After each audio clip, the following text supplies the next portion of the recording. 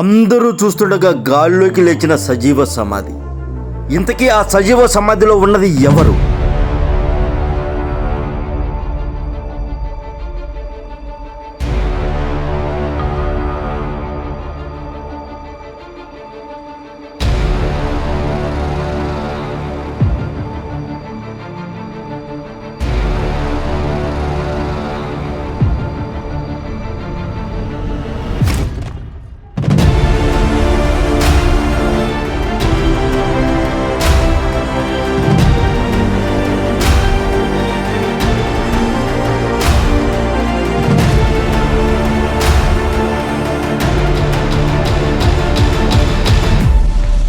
నాలుగు 400 ఏళ్లుగా వెలుగుతూనే ఉన్న దీపం, అది ఆరిపోకుండా కాపాడుతున్న ఆ అతీత శక్తి ఏంటి?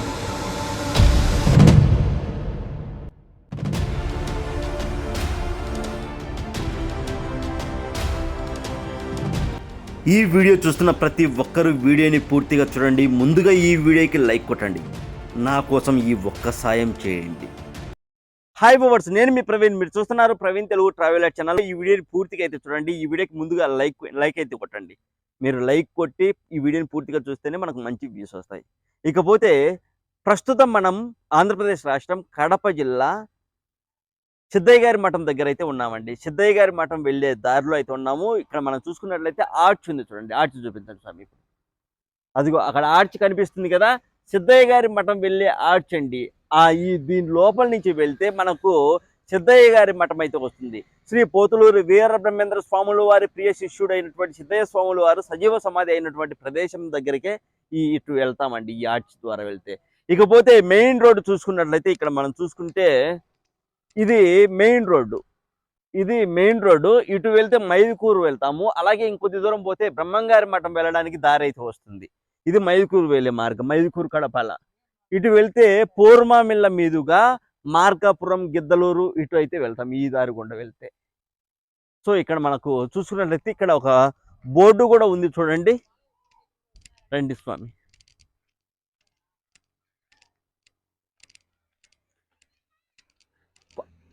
ఓల్డ్ బోర్డు అండి ఇది. బ్రహ్మజ్ఞాని శ్రీ శ్రీ శ్రీ సిద్ధయ్య స్వాముల వారి మఠము, శ్రీ శ్రీ శ్రీ పోతులూరి వీరబ్రహ్మం గారి శిష్యులు అయినటువంటి సిద్ధయ్య స్వాముల వారి మఠము అని బోర్డు అవుతుంది. ఇటు సైడ్ మనకు ఆర్చ్ అయితే కనిపిస్తుంది చూడండి. ఇక్కడ అద్భుతం ఏంటంటే ఈ సిద్ధయ్య గారి మఠంలో ఉన్నటువంటి సిద్ధయ్య స్వాముల వారి సమాధి గాలిలో లేచి నిల్చుందండి. మొత్తం భూమిలో నుంచి పెకిలించుకొని సమాధి పైకి లేచి గాలిలో నిల్చున్న సంఘటన అయితే ఇక్కడ జరిగింది. సో ఆ సమాధిని నేను మీకు చూపిస్తాను. అంతేకాదు శ్రీ పోతులూరు వీరబ్రహ్మేంద్ర స్వాముల వారు స్వయంగా తన చేతులతో రాసినటువంటి పోతులూరు వీరబ్రహ్మేంద్ర స్వాముల వారు స్వయంగా తన చేతులతో రాసినటువంటి కాలజ్ఞాన పత్రాలు ఇక్కడే ఉన్నాయి. అంతేకాదు స్వాముల వారు ఉపయోగించినటువంటి దండం కావచ్చు, శిఖాముద్రిక, ఒక ఉంగరం రాగా ఉంటుంది ఇక్కడ కొప్పులో పెట్టుకుంటారు ఆ శిఖాముద్రిక. ఇంకా స్వాముల వారు ఉపయోగించినటువంటి పాదుకలు, ఇలా చాలా ఉన్నాయండి ఇక్కడ శ్రీ పోతులూరు వీరబ్రహ్మేంద్ర స్వాముల వారికి. అవి చూపిస్తాను. అంతేకాము సిద్ధయ్య స్వాముల వారు వెలిగించినటువంటి ఒక దీపం, ఒక వెలుగు దీపం ఇప్పటికీ వెలుగుతూనే ఉంది. ఆ వెలుగును కూడా నేను మీకు క్లియర్గా చూపిస్తాను. ఇలా చాలా అద్భుతమైనటువంటి ప్రదేశము. మెయిన్గా ఒక సమాధి పైకి లేచి గాలిలో నిల్చుంది, అది నేను మీకు క్లియర్గా చూపిస్తాను. ఇంకా అక్కడ పూజారులు ఉంటే పూజారుల చేత కూడా నేను మీకు చెప్పిస్తాను, పూజారి గారి చేత. ఓకేనా? ఇంకా చాలా అద్భుతంగా ఉంటుంది. ఎవరు స్కిప్ చేయదు, పూర్తిగా అయితే వీడియో చూడండి ప్లీజ్. పూర్తిగా వీడియో చూస్తేనే మనకు మంచి వ్యూస్ వస్తాయి. ఇదో మనమైతే ఇలా వెళ్ళాల్సి ఉంటుందండి. మనం సిద్ధయ్య స్వాముల వారి మఠానికి వెళ్ళాలంటే ఇటు వెళ్ళాలి. ఇదో ఆర్చ్ ఇదంతా. అక్కడ ఆర్చ్ పైన చూసుకుంటే అటు సైడు ఉన్నది సిద్ధయ్య స్వాముల వారు, మధ్యలో ఉన్నది బ్రహ్మం గారు, ఇటు సైడ్ ఉన్నది బ్రహ్మం గారి సతీమణి అయినటువంటి గోవిందమాంబ గారు. సో ఇక్కడ అయితే ఉన్నారు చూడండి, శిల్పాలుగా ఉన్నారు ఆర్చ్ పైన.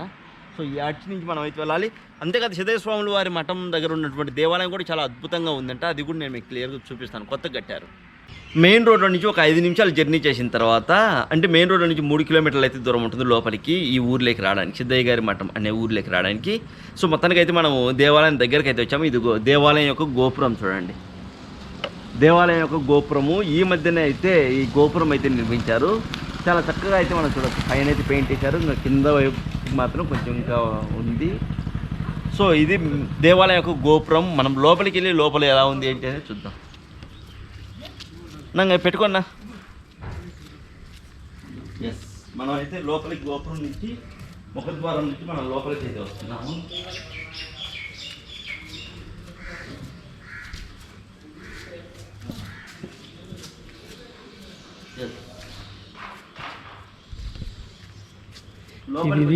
లోపలైతే ఇలా ఉంటుందండి. మొత్తం కూడా లోపలైతే ఇలా ఉంటుంది.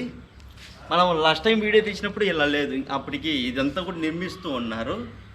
సో ఇక్కడ మనకు చూడండి, దర్శనానికి ఎప్పుడు ఏ ఉత్సవాల సమయంలో లేదంటే పండుగల సమయంలో ఎక్కువ రద్దీ ఉంటుంది కాబట్టి రద్దీ ఈ విధంగా అయితే ఏర్పాటు చేశారు. కడ్డీలేసి ఇట్లా ఇలా తిరుక్కొని అట్లా వెళ్ళాల్సి ఉంటుంది మన దర్శనానికి. వినాయక స్వాముల వారైతే ఈ మధ్య నిర్మించారు ఈ దేవాలయము, ఈ గర్భాలయము. వినాయక స్వాముల వారిని మనం చూడవచ్చు. ముందుకు పెట్టండి కొంచెం. వినాయక స్వాముల వారు, వినాయకుల వారిని చూసుకున్న తర్వాత మళ్ళీ లోపలికి వెళ్దాము. చూడండి, ఇది దేవాలయం అండి. చూడండి, మొత్తం కూడా దేవాలయం.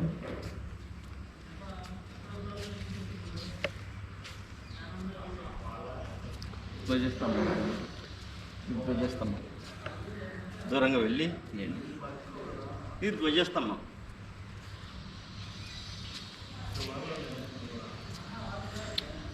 ఎదురుగా నందీశ్వర్ల వారిని అయితే మనం చూడవచ్చు. నందీశ్వర్ల వారు. ఇప్పుడు మనం దేవాలయం లోపలికి వెళ్ళేసి అక్కడ ఎలా ఉంది ఏంటి మొత్తం చూద్దాం. సిద్ధయ్య స్వాముల వారు సజీవ సమాధి అయినటువంటి ఆ ప్రదేశము అదంతా కూడా చూద్దాం. ఇది మెయిన్ దేవాలయం. అక్కడ చూపించండి.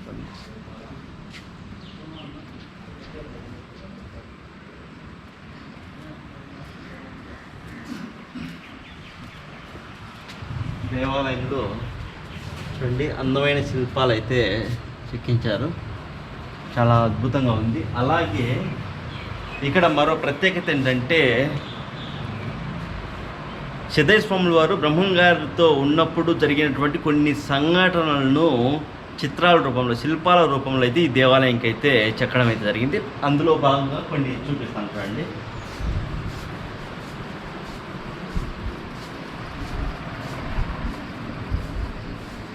ఇక్కడ చూడొచ్చు, బ్రహ్మంగారు పుష్పగిరి అగ్రహారంలో ఆయన ఎద్దుల బండిలో పోతా ఉంటే అప్పుడు ఆయన బ్రాహ్మణులంతా ఆయన్ను అక్కడ వచ్చి అడ్డుకున్నారు.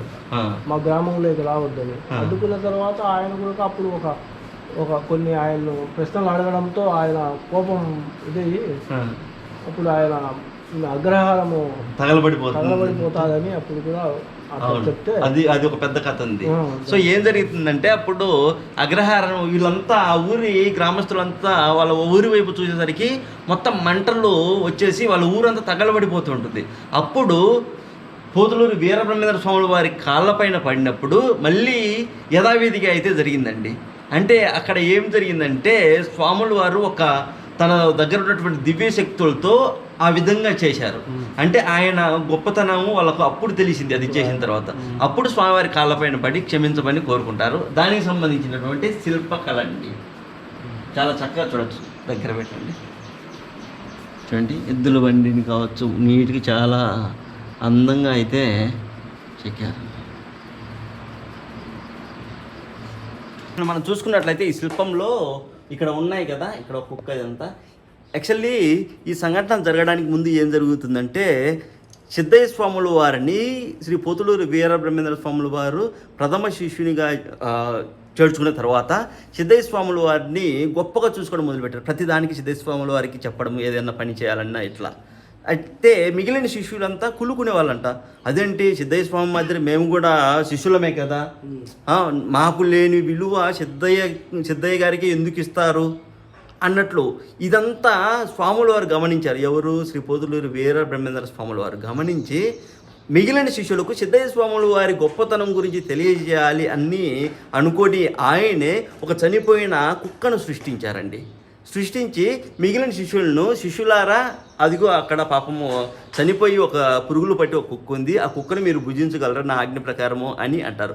అప్పుడు మిగిలిన శిష్యులు చిచ్చి స్వామి చాలా వాసన వస్తుంది, మా వల్ల కాదు అనేసి పక్కకు వెళ్ళి ముక్కు మూసుకుని పక్కకు వెళ్ళి నిల్చుంటారు. అప్పుడు పోతులూరు వీరబ్రహ్మేంద్ర స్వాముల వారు సిద్ధయ్య స్వాముల వారిని సిద్ధ అని పిలిచినప్పుడు, స్వామి చెప్పండి స్వామి అంటే, నా ఆజ్ఞగా కుక్క చనిపోయి ఉంది, దాన్ని భుజించగలవా అంటేనే, మీరు ఏం చెప్తే అది చేస్తాను స్వామి. వెళ్ళి ఆ కుక్క మాంసం తీసుకొని తినేలోపు పండ్లు పలహారాలు ఇవి మామూలుగా స్వీట్స్ ఉంటాయి కదా మామూలుగా, ఇవన్నీ కూడా తయారైపోతుందంట. ఆ చనిపోయిన కుక్క ఈ పండ్లు పలహారాలుగా మారిపోతుందంట. అప్పుడు పోతులూరు వీరబ్రహ్మేంద్ర స్వాముల వారు చిన్న చిరునవ్వు నవ్వుతారంట. అప్పుడు మిగిలిన శిష్యులు చకచక వచ్చి మేము తింటామని ఆ పలహారాలు అవి తింటారు. ఆ తర్వాత బ్రహ్మం గారు చెప్తారు, మీ మనసులో ఉన్న మాట ఏందో తెలుసునా, సిద్ధయ్య స్వాముల వారికి సిద్ధయ్యకే ఎందుకు ఇస్తున్నారు అని అనుకున్నారు కదా, ఇప్పుడు తెలిసిందా మీకు సిద్ధయ్య భక్తి దగ్గర మీ భక్తి ఎక్కడ అని అన్నప్పుడు మిగిలిన శిష్యులంతా కూడా తలదించుకుంటారంట. ఇది అక్కడ గొప్పతనము. అంతే కదా స్వామి. ఇక లోపలికి వెళ్ళి లోపల ఉన్నటువంటి సజీవ సమాధులు అలాగే వస్తువులు చూద్దాం. సిద్ధయ్య స్వాముల వారు సజీవ సమాధి అయినటువంటి ఆ ప్రదేశం పక్కనే ఒక గది లాంటిది ఉందండి.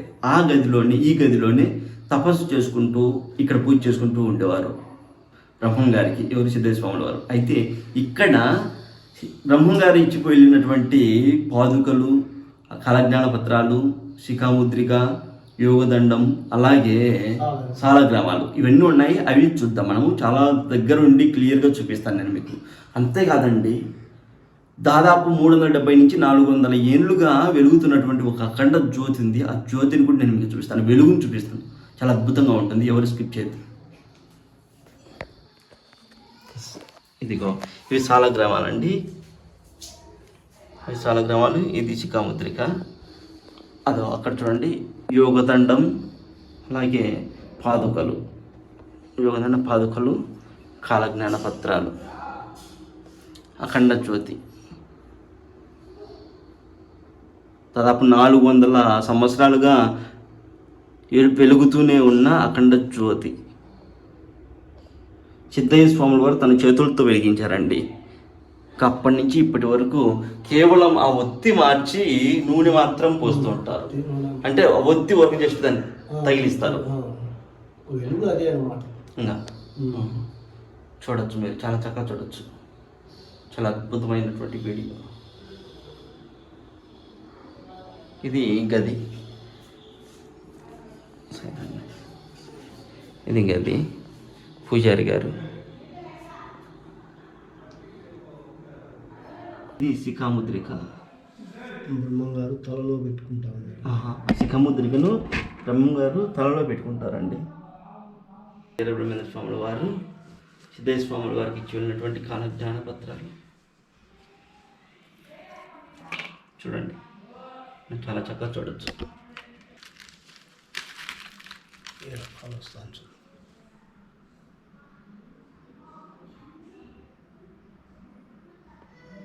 యాక్చువల్లీ సాలగ్రామం అనుకునేటువంటి ప్రత్యేకత ఏంటంటే, సాలగ్రామం తీసుకుని ఇట్లా పిటికిల్లో పట్టుకుంటే గిజగిజగా కొట్టుకుంటుందంట. సాలగ్రామాలకు మీకు సాలగ్రామం చూపించడానికి ముందు సాలగ్రామాలకు ఉన్నటువంటి ప్రత్యేకత అంటే, నాకు కొంతమంది చెప్పినటువంటి పూజారులు చెప్పిన దాని ప్రకారం అక్కడ చూడండి, నాకు కొంతమంది పూజారులు చెప్పిన దాని ప్రకారం సాలగ్రామాల్లో ప్రాణం ఉంటుందంటండి.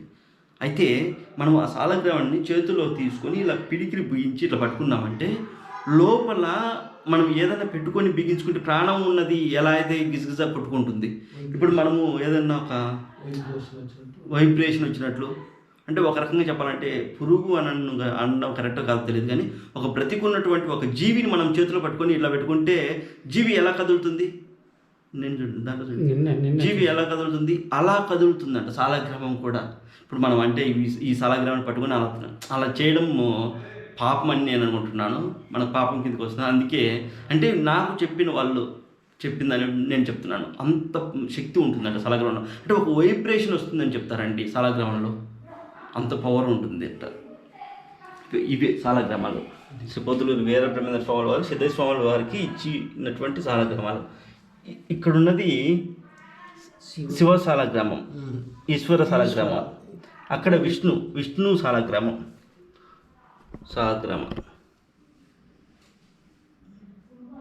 ఇది వచ్చేసి శిఖాముద్రిక ఉంగరంలాగా ఉంటుంది, కాకపోతే కొప్పులో పెట్టుకునేది, తలపైన పెట్టుకునేది. ఇవి కాలజ్ఞాన పత్రాలు. అవి వచ్చేసి స్వాముల వారు శ్రీ పొద్దుటూరి వీరబ్రహ్మేంద్ర స్వాముల వారు ఉపయోగించినటువంటి పాదుకలు, యోగదండం చూడొచ్చు. ఇందాక దగ్గరగా పెట్టి చూపించలేదు కాబట్టి ఇప్పుడు దగ్గరగా పెట్టి చూపిస్తున్నాను, చాలా జాగ్రత్తగా గమనించండి. అవి కూడా మిగిలిన కాలజ్ఞాన పత్రాలండి. అఖండ జ్యోతి దాదాపు 370 నుంచి 400 సంవత్సరాలుగా వెలుగుతూనే ఉన్న అఖండ జ్యోతి అండి. కొన్ని వందల ఏళ్ళుగా వెలుగుతున్నటువంటి అఖండ జ్యోతి చూడొచ్చు. ఈ గదిలోనండి సిద్ధయ్య స్వాముల వారు పూజ చేసుకున్నది, అలాగే తపస్సు చేసుకున్నది ఈ గదిలోనే. అంటే ఎక్కువ కాలము ఇది శ్రీ పొద్దుటూరి వీరబ్రహ్మేంద్ర స్వాముల వారు సజీవ సమాధి అయిన తర్వాత ఆయన ఇచ్చినటువంటి వస్తువులు తీసుకొని వచ్చిన తర్వాత ఇక్కడే పెట్టుకొని స్వాముల వారికి పూజ చేసుకునేవారు. వీరబ్రహ్మేంద్ర స్వాముల వారికి సిద్ధయ్య స్వాముల వారు. ఆ గది ఇలా ఉంటుంది, ఇదే ఆ గది. యాక్చువల్లీ ఇప్పుడు మనం ఉన్నటువంటి ఈ ప్రదేశంలో, ఈ గదిలో ఒక అద్భుతం అయితే జరిగిందండి. అద్భుతమైనటువంటి సంఘటన జరిగింది. అది ఏంటంటే, సిద్ధయ్య స్వాముల వారు సజీవ సమాధి అయిన తర్వాత ఆయన 4వ కుమారుడైనటువంటి పెదపీరయ్య స్వాముల వారు 12 సంవత్సరాలు తపస్సు చేసుకొని వచ్చి ఈ స్వాముల వారి దగ్గరికి వచ్చి, సిద్ధయ్య స్వాముల వారి దగ్గరికి వచ్చి, నేను కూడా సజీవ సమాధి అవుతున్నాను అన్నప్పుడు సిద్ధయ్య స్వాముల వారి సజీవ సమాధి నుంచి ఒక పిలుపు అయితే వచ్చింది, ఒక మాట అయితే వచ్చిందండి. మీరు వెళ్ళి మరో 12 సంవత్సరాలు తపస్సు చేసి రాకండి అని అన్నారంట.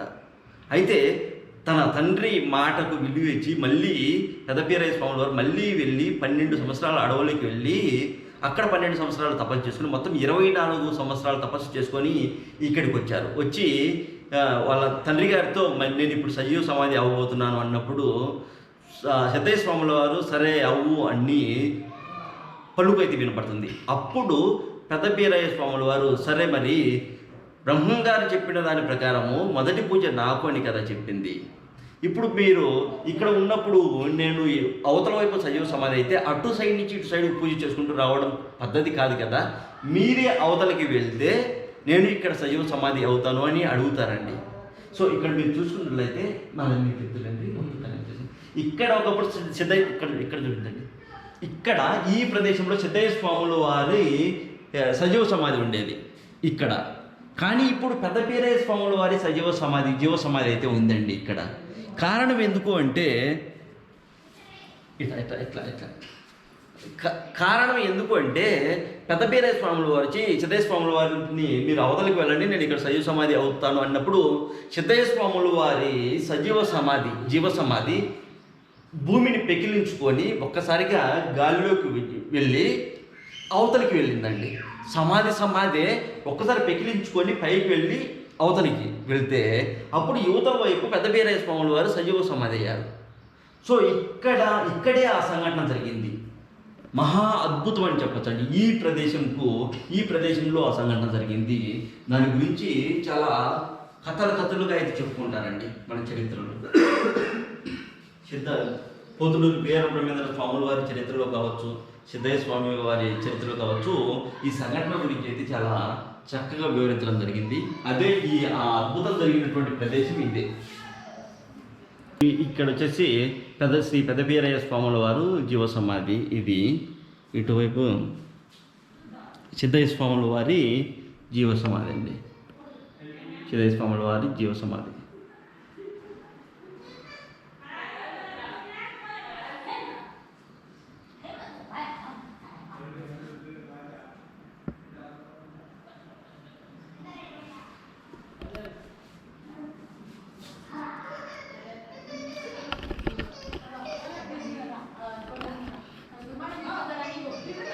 ఇక ఇక ఈ వీడియోకి లైక్ కొట్టండి, ఈ వీడియోని మీ ఫ్రెండ్స్కు ఫ్యామిలీ మెంబర్స్కు షేర్ చేయండి. అలాగే ఈ వీడియో కింద మీ ఒపీనియన్ని కామెంట్ అని చెప్పండి. ఈ వీడియో కింద సిద్ధయ్య గారి మఠం అనేది కామెంట్ పెట్టండి, ఎక్కువ మందికి రీచ్ వస్తుంది. అంటే ఈ ప్రదేశం పేరు ఎక్కువ మందికి తెలుస్తుంది. సో చూస్తున్న వాళ్ళనే మనం ప్రవీణ్ తెలుగు ట్రావెలర్ ఛానల్. అలాగే ఇప్పటివరకు సబ్స్క్రైబ్ చేయని వాళ్ళు ఎవరైనా ఉంటే ఇప్పుడే సబ్స్క్రైబ్ చేయండి Praveen Telugu traveller channel. Thank you so much.